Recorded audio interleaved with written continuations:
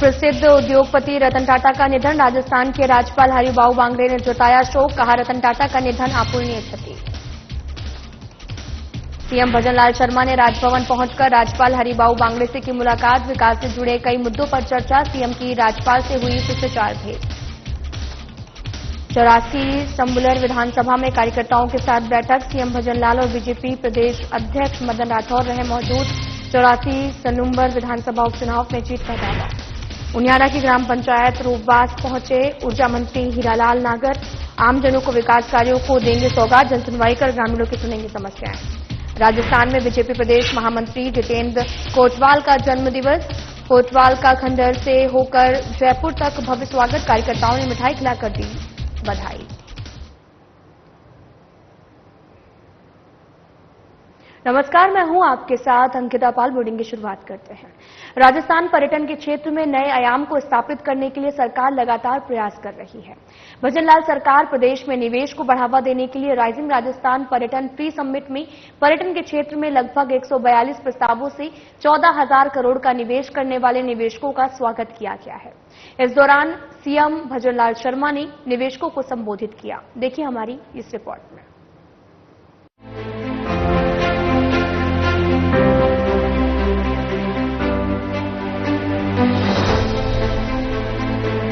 Rising Rajasthan पर्यटन pre summit का आयोजन जयपुर के ललित होटल में आयोजित हुआ।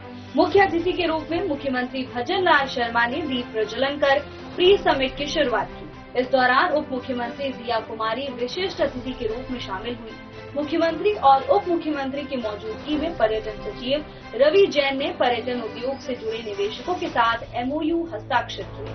वहीं सीएम भजनलाल शर्मा ने प्री समिट को संबोधित करते हुए कहा कि पर्यटन क्षेत्र में पर्यटन निवेशकों द्वारा निवेश से आने वाले समय में राजस्थान के युवाओं के लिए रोजगार के अवसर बढ़ेंगे। और क्या कुछ कहा है सीएम भजनलाल शर्मा ने, आइए आपको सुनाते हैं। पहली साल में राइजिंग राजस्थान आप रख रहे हैं।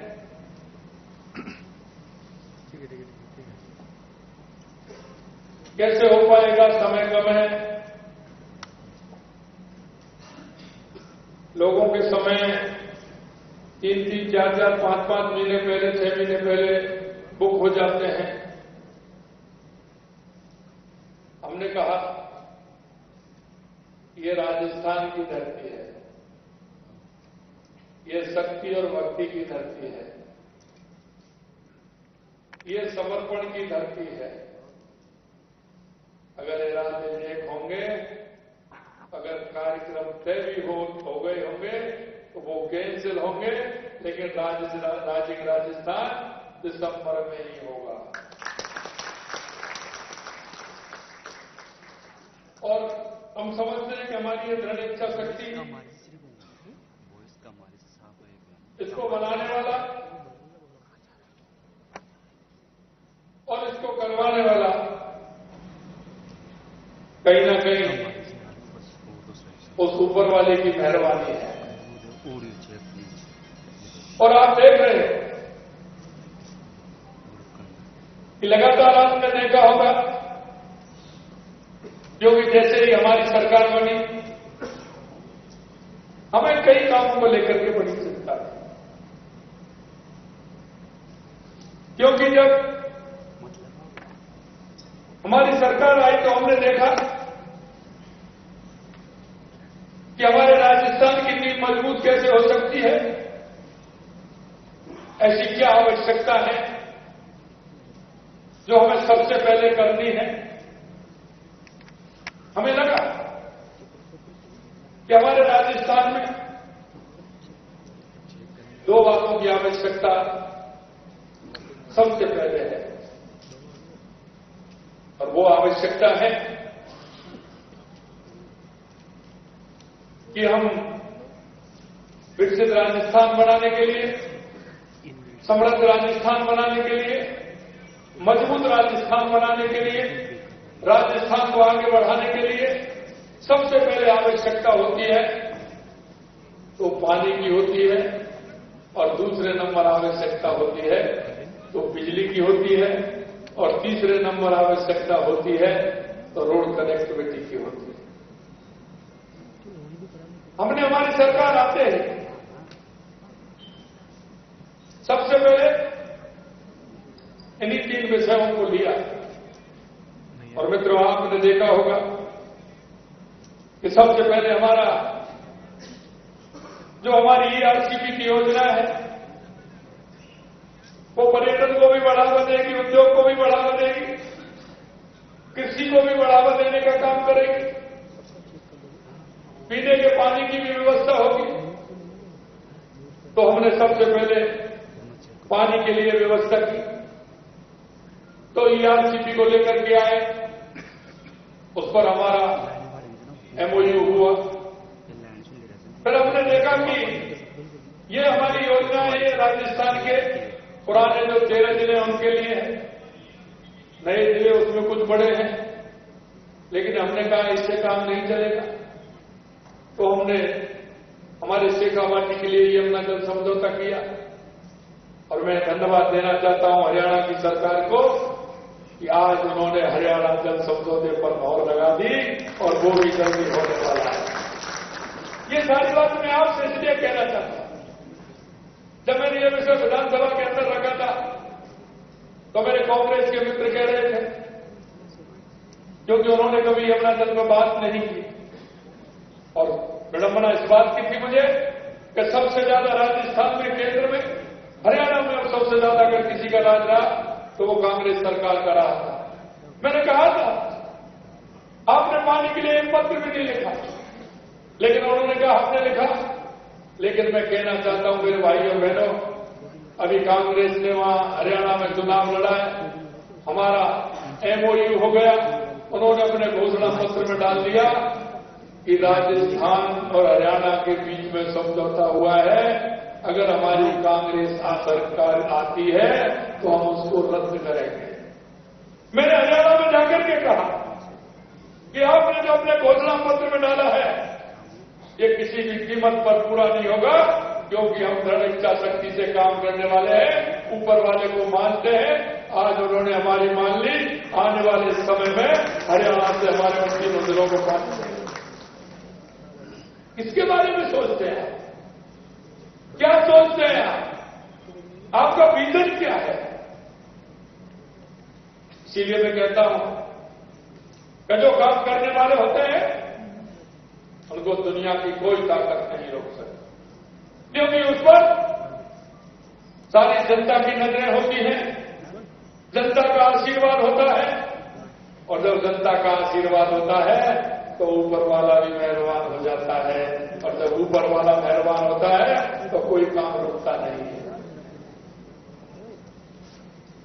क्योंकि मैं आज इसलिए कहना चाहता हूं कि उन्होंने कहा, और मैं जो हरियाणा में जब चुनाव में गया था तो मैं ये कह करके आया था, और मेरी उस ऊपर वाले ने, वंशी वाले ने बात सुनी और उसने कह दिया चिंता मत करिए, राजस्थान को पूरा पानी मिलेगा। ये बात मैं इसलिए कहना चाहता हूं कि हमारे राजस्थान में अपार संभावना है, और उन अपार संभावनाओं के माध्यम से हमारा हर क्षेत्र में हमारा राजस्थान, क्योंकि क्षेत्रफल की दृष्टि में हमारा राजस्थान देश में सबसे बड़ा है। अगर हम मिनरल की बात करें तो सबसे ज्यादा अगर मिनरल है तो वो राजस्थान के अंदर है। अगर हम बात करें पर्यटन की तो राजस्थान की क्या सुंदरता है, क्या भव्यता है। हमारे किले देखिए, हमारा डेजर्ट देखिए, हमारे पुरानी हवेलियां से लेकर के हमारा आप अभ्यारण्य देखेंगे, चारों तरफ राजस्थान के अंदर बहुत बड़ी संभावना है। इधर चलोगे आप बेनीपुर वाला, थोड़े से चलोगे तो गिरिराज, उससे इधर आओगे घूम करके तो भट्टली महाराज, इधर अगर चलोगे तो घाटी श्याम, थोड़े से चलोगे तो सालाचंद, और चलोगे तो करणी माता जी। आप देखिए हमारे सालाचल बालाजी से लेकर के, हमारे श्रीनाथ जी से लेकर के, सामरिया देवी जी से लेकर के कितने हमारी माता है, कितना हमारा त्रिपुरा सुंदरी, वेणेश्वर धाम, सीता अभ्यारण्य, कितना हमारा पर्यटन। मैं अभी जन्माष्टमी के दिन गिरिराज जी गया, उससे पहले एक दिन में मध्य प्रदेश हमारे मुख्यमंत्री जी के, ईआरसीपी के काम के लिए मैं गया। उन्होंने कहा भाई साहब कि कोई नया काम ये होना चाहिए कि हमारे भगवान कृष्ण मथुरा से उज्जैन संदीपन गुरु जी के आश्रम में शिक्षा लेने आए, यहां सब आए थे। तो जिस तरह से उत्तर प्रदेश में राम गमन पथ बनाया है, इसी तरह से हम कृष्ण गमन पथ बनाए। उन्होंने कहा वैसा भी तो अच्छी बात है, क्योंकि मोहन यादव ने ये कहा कि मैं भी चाहता हूं। मैंने कहा हम भी जाते हैं। तो कृष्ण जन्माष्टमी के दिन सुबह तो मैं उनकी जन्मस्थली मथुरा गया और शाम को मैं संदीपन गुरु के आश्रम में गया। उन्होंने वहां घोषणा की, हमने यहाँ घोषणा की कि हम कृष्ण गमन पथ बनाएंगे। तो भगवान मथुरा से लेकर के भरतपुर होते हुए, करौली होते हुए, कोटा होते हुए, झालावाड़ होते हुए उज्जैन गए थे। उस रास्ते को भी हम बनाएंगे, जिससे एक हमारा पर्यटन का काम और हमारा धार्मिक पर्यटन स्थल हमारा बन सके। देखिए, हमें हमारे राजस्थान को किस तरह से आगे बढ़ाना है, हमें हमेशा उस बात में हमें सोचना पड़ेगा। और इसलिए मैं कहना चाहता हूं, और मैंने जैसा बताया, हमारे बहुत ये है कि आपने देखा होगा कि कई स्थल तो हमारे ऐसे हैं जिनको हम ठीक प्रकार से अगर उनका हम डेवलपमेंट करेंगे तो हमारे पर्यटक, हर तीसरा पर्यटक में आता है। मेरी जो सोच इतना है कि हम पर्यटक को ज्यादा से ज्यादा राजस्थान में किस तरह से रोक पाते हैं। जितने दिन हम उसको रोकेंगे उतना ही ज्यादा राजस्थान को फायदा होगा।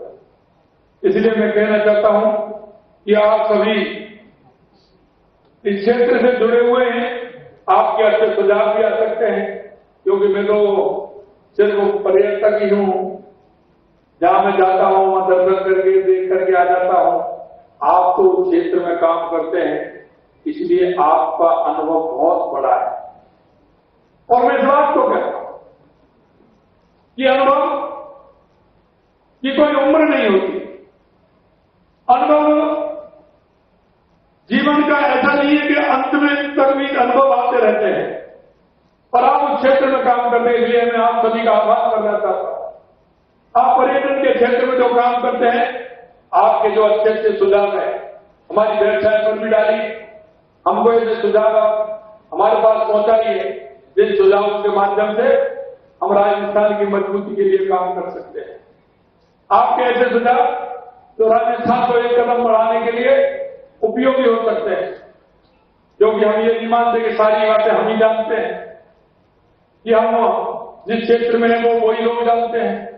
मैं आपसे कहना चाहता हूं, आपका अनुभव बहुत बड़ा है, आप उस क्षेत्र में काम करते हैं। और जैसा मैंने कहा, हमारे यहाँ पहले तो भीड़ आप चला रहे हैं।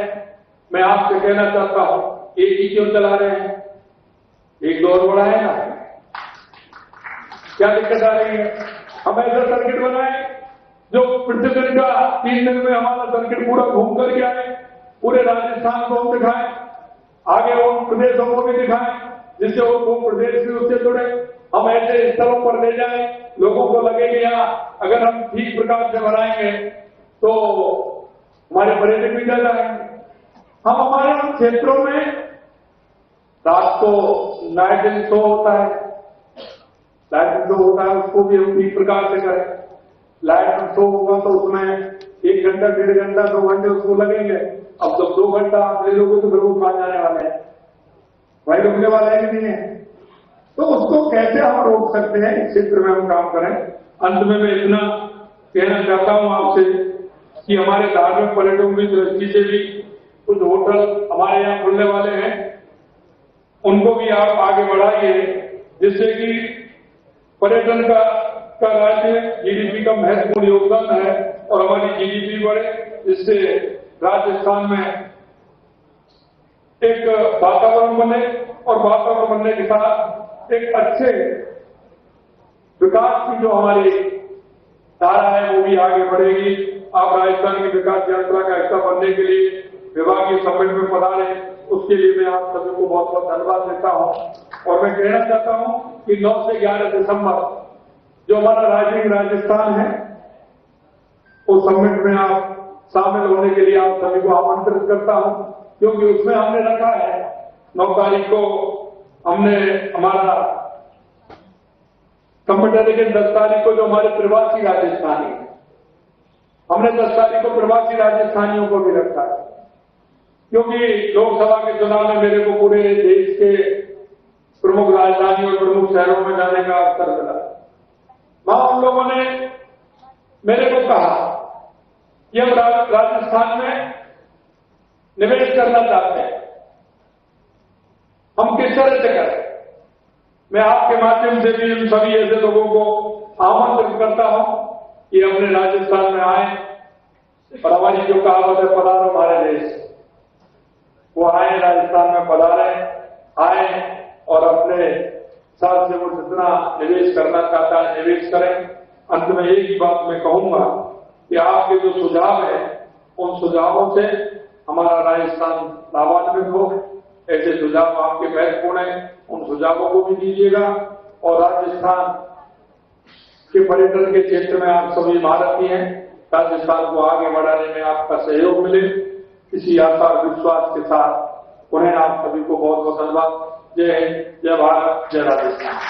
वहीं पर्यटन विभाग के प्री समिट में उप मुख्यमंत्री दिया कुमारी भी पहुंची और प्रदेश में निवेश करने वाले निवेशकों का राजस्थान में स्वागत किया। उप मुख्यमंत्री दिया कुमारी ने कहा कि पर्यटन के क्षेत्र में लगभग 142 प्रस्तावों से 14,000 करोड़ का निवेश करने वाले निवेशकों का राजस्थान में स्वागत है। उन्होंने कहा कि प्रधानमंत्री नरेंद्र मोदी के विकसित भारत के विजन के अनुसार मुख्यमंत्री भजन लाल शर्मा के नेतृत्व में राज्य सरकार निवेश प्रस्तावों को धरातल पर लाकर पर्यटन में ही नहीं बल्कि हर क्षेत्र में राजस्थान को नंबर 1 राज्य बनाएगी। राइजिंग राजस्थान पर्यटन प्री समिट के माध्यम से राजस्थान सरकार निवेशकों को प्रदेश में निवेश के लिए स्वागत किया है। इस समिट से निवेशकों के साथ साथ राजस्थान के युवाओं को भी लाभ मिलेगा। राजस्थान में पर्यटन के नए द्वार खुलेंगे। इस आयोजन से राजस्थान के पर्यटन को नई ऊंचाइयां मिलेंगी। ब्यूरो रिपोर्ट, साधना प्लस न्यूज।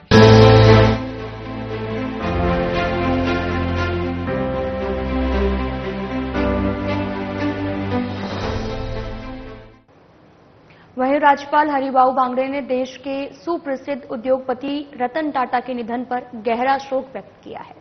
बांगड़े ने अपने शोक संदेश में कहा कि उनका निधन अपूरणीय क्षति है। वहीं राज्यपाल ने यह भी कहा कि राष्ट्रीयता से जुड़े रतन टाटा ने भारतीय उद्योग जगत में अपनी मौलिक दृष्टि से देश को वैश्विक पहचान दी है। उन्होंने स्वर्गीय रतन टाटा के औद्योगिक और सामाजिक सरोकारों को भी स्मरण करते हुए कहा कि वे दूरदृष्टि वाले उद्यमिता को बढ़ावा देने वाले लोकप्रिय उद्यमी थे।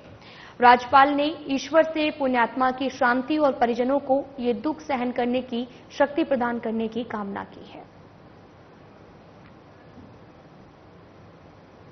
राजस्थान के मुख्यमंत्री भजन लाल शर्मा ने गुरुवार को राजभवन पहुंचकर राज्यपाल हरिबाऊ बांगड़े से मुलाकात की है। इस दौरान उन्होंने राज्य के विकास से जुड़े कई मुद्दों पर चर्चा की है। आपको ये भी बताते चले कि मुख्यमंत्री भजन लाल शर्मा की राज्यपाल से ये शिष्टाचार भेंट रही है।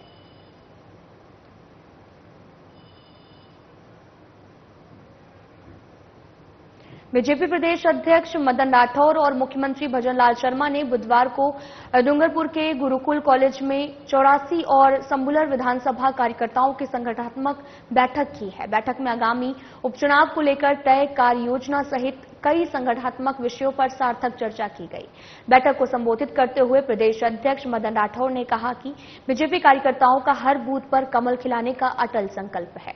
हरियाणा विधानसभा चुनावों में जिस तरह से बीजेपी कार्यकर्ताओं की मेहनत से तीसरी बार बीजेपी सरकार बनी है, उसी तरह से 84 और संबुलर विधानसभा उपचुनावों में बीजेपी का कमल खिलेगा। वहीं सीएम भजन लाल शर्मा ने कहा कि राजस्थान विधानसभा चुनाव में बीजेपी की ओर से किए गए वादों को सरकार लगातार पूरा कर रही है। फिर चाहे महिलाओं को 450 रुपए में गैस सिलेंडर देने का काम हो, पेट्रोल डीजल के दाम करने का काम जो है वो काम हो, या फिर किसानों की सम्मान निधि बढ़ाने का काम हो, एमएसपी के दाम बढ़ाने का काम हो, या फिर गरीबों को आवाज देने का काम।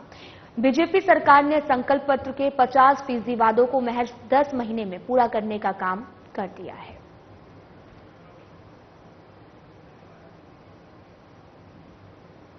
खबर उनियारा से है, जहां पर ऊर्जा और जिला प्रभारी मंत्री हीरालाल नागर ग्राम पंचायत रूपबास पहुंचे हैं। इस दौरान उपखंड उनियारा की कई ग्राम पंचायतों में आमजन को हीरालाल नागर विकास कार्यों की सौगात देंगे, जिसमें ग्राम पंचायत रूपबास, बनेठा, रूपपुरा और सुरेली में विकास कार्यों के लोकार्पण शिलान्यास कार्यक्रम में शामिल होंगे। साथ ही जन सुनवाई कर ग्रामीणों की समस्याओं को भी सुनेंगे।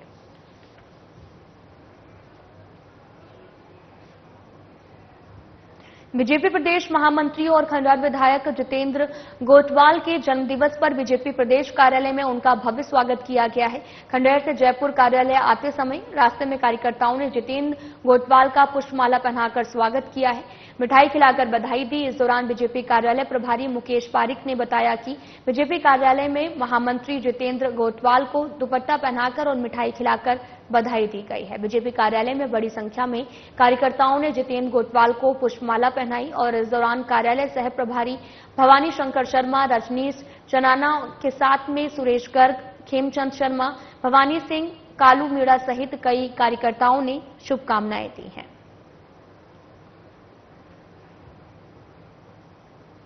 कोटा जिले के रामगंज मंडी थाना क्षेत्र के गोविंदा गांव के पास में 8 लाइन सड़क मार्ग पर गुरुवार को अहले सुबह गरबा खेल रहे कलाकारों की एक कार जेसीबी मशीन से टकरा गई है। हादसे में एक कलाकार की मौत हो गई, जबकि अन्य 4 कलाकार घायल हो गए हैं, जिन्हें 108 की मदद से झालावाड़ रेफर किया गया है, जिनका उपचार किया जा रहा है। बताया ये भी जा रहा है कि लोक कलाकार मध्य प्रदेश के खाचरोड से गरबे का कार्यक्रम कर उदयपुर जा रहे थे। इसी दौरान रामगंज मंडी थाना क्षेत्र के 8 लाइन सड़क मार्ग पर हादसा हो गया है।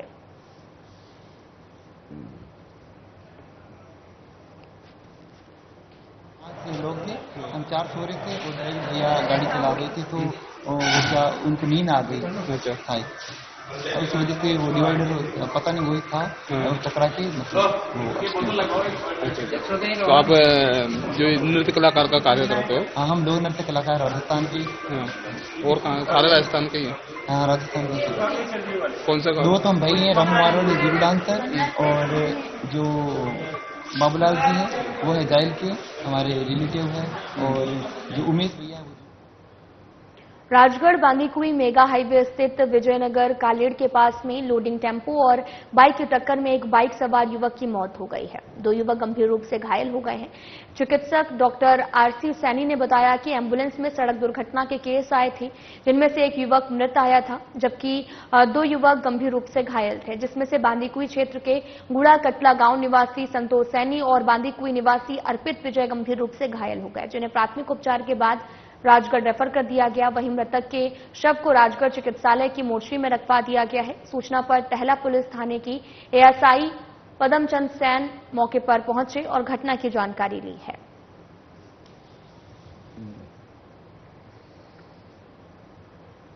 एक्सीडेंट के केस आए थे, 3 लोग थे, जिनमें से एक ब्रॉड डेड आया था और 2 लोग सीरियस रूप से घायल थे।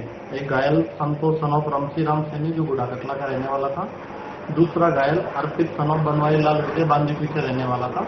दोनों का सीएचसी राजगढ़ की पूरी टीम ने मिलकर उपचार किया। प्राथमिक उपचार के बाद उनकी सीरियस इंजरी को देखते हुए दोनों को उच्च स्तर के लिए रेफर कर दिया गया। चूरू जिले के कोतवाली थाना क्षेत्र में किराए से रह रही बिहार निवासी एक महिला के 7 साल के बेटे के अपहरण की घटना में पुलिस ने त्वरित कार्रवाई कर मात्र 3 दिनों के अंदर महाराष्ट्र के ठाणे जिले से बच्चे को दस्तयाब कर आरोपी अखलाक इलियास अंसारी उर्फ फिरोज को गिरफ्तार कर लिया है। एसपी जज यादव ने भी बताया कि 4 अक्टूबर को सीतामढ़ी निवासी हाल राम मंदिर के पास किराए से रह रही थी और यहां पर महिला ने थाना कोतवाली में रिपोर्ट भी दर्ज कराई, जिसके बाद में पुलिस ने घटना की गंभीरता को देखते हुए टीम का गठन किया। वहीं पुलिस ने तत्परता दिखाते हुए आरोपी को गिरफ्तार किया है और बच्चे को भी बरामद किया गया। फिलहाल पुलिस पूरे मामले की जांच में जुटी हुई है।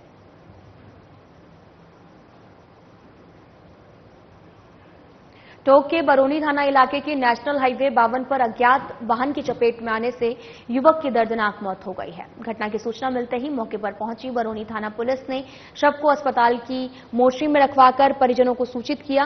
पुलिस ने बताया कि मृतक युवक हाड़ीकला निवासी पारस चौधरी और सुबह हाईवे पर रोड क्रॉस करते समय अज्ञात वाहन की चपेट में आने से उसकी मौत हो गई है। पुलिस ने मुकदमा दर्ज कर आगे की कार्रवाई भी शुरू कर दी है। की बात है, इतला मिली कि NH 52 पर कोई वाहन एक व्यक्ति को टक्कर मारकर चला गया है और व्यक्ति रोड पर पड़ा हुआ है। इस इत्तला पर मैं जाब्ता के मौके पर पहुंचे, जहां पर एक व्यक्ति घायल अवस्था में पड़ा हुआ था, जिसको एम्बुलेंस की मदद से अस्पताल में लाया गया। जहां जालौर जिले के भीनमाल कस्बे में जुजाड़ी रोड स्थित एक स्पा सेंटर पर भारतीय और विदेशी युवतियों से अनैतिक कृत्य करवाए जाने की सूचना मिलने पर पुलिस ने छापेमारी की है। इस दौरान पुलिस ने थाईलैंड निवासी 2 विदेशी युवतियों सहित कुल 8 लोगों को गिरफ्तार किया। इसको लेकर एसपी ज्ञानचंद्र यादव ने भी बताया कि बुधवार को भीनमाल कस्बे में जुजाड़ी रोड पर स्थित एक स्पा सेंटर पर भारतीय और विदेशी युवतियों से अनैतिक कार्य कराए जाने की सूचना मिली है। सूचना पर अतिरिक्त पुलिस अधीक्षक मोटाराम गोदारा और सीओ अन्नराज राजपुरोहित के सुपरविजन और एसएचओ रामेश्वर भाटी के नेतृत्व में टीम गठित कर दबिश दी गई। इस दौरान कुल 8 लोगों को गिरफ्तार किया गया है। लाबुडे में इतना ही। नमस्कार।